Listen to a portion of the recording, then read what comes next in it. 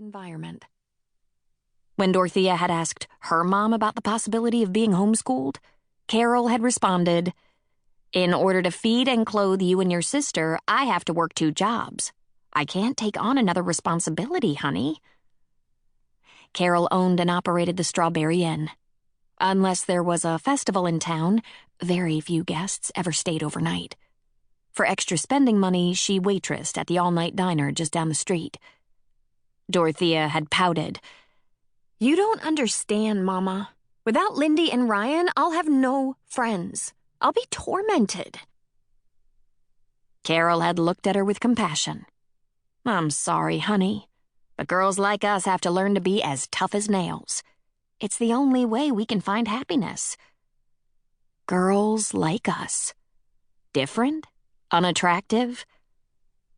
Dorothea's attention returned to the present as the gorgeous, popular, and oh-so-cruel Harlow Glass stepped into her path. 2 other gorgeous, popular, and oh-so-cruel girls flanked Harlow's sides: Madison Clark and Charlene Burns. "Mirror, mirror on the wall, who's the ugliest girl of all?" Harlow asked. "Spotty Dotty," Madison piped up. "The wannabe hottie." Charlene smiled a cold smile. Despite the heavy thud of her heartbeat, Dorothea stood her ground. "Want change? You have to be the change."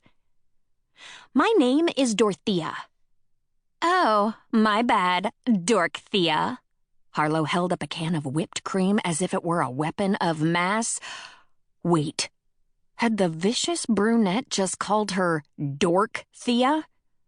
Dreams of a successful school year began to implode. Harlow sneered at her. "Are you gonna cry? You look like you're gonna cry." Madison and Charlene giggled. As Harlow sprayed a stream of whipped cream into one girl's mouth, then the other, she said, "Look, Dorkthea, I'm not going to sugarcoat the truth because you'll probably eat it. You are a dork, and ugly, and fat. Face it, you're a disgusting she-creature." Dorothea's cheeks blistered with humiliation, her lungs deflating. She'd tortured herself all summer, running 5 miles every morning.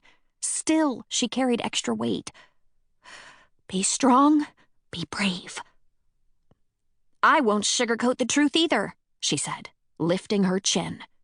"True beauty isn't the size of your body, but the size of your heart. Your heart is small, making you the most hideous girl I've ever met." Sky blue eyes glittered with venom. Madison and Charlene huffed and puffed with indignation. Score! Harlow won, Dorothea won, all tied up. "Ask any boy in school to choose between the pretty girl and the nice one with a heart of gold," Harlow grated. "Heck, ask any boy in the world. Guess who will win every single time?" Be strong, be brave, stand up for yourself. Easier said than done. Harlow had a way of stripping a girl of her humanity and leaving a wounded animal. "Who a boy chooses doesn't matter," Dorothea said, knowing deep down it was true. "With your own words, you proved boys can be as ignorant as you are." The girl's mouth opened and snapped closed. All right, time to go before things got worse. Could they get worse? Yes. Dorothea took a step backward, intending to run, when she smacked into a wall. No, not a wall, but a person, she realized with a gasp. As strong hands settled on her waist to steady her, she glanced over her shoulder to see Daniel Porter. Her crush, her eternal flame, her one and only. A senior, just as beautiful on the inside as he was on the outside. She'd adored the boy since the first day of kindergarten, when she'd skinned her knee during gym and he'd come to her rescue, acting as her crutch while she limped to the nurse's station.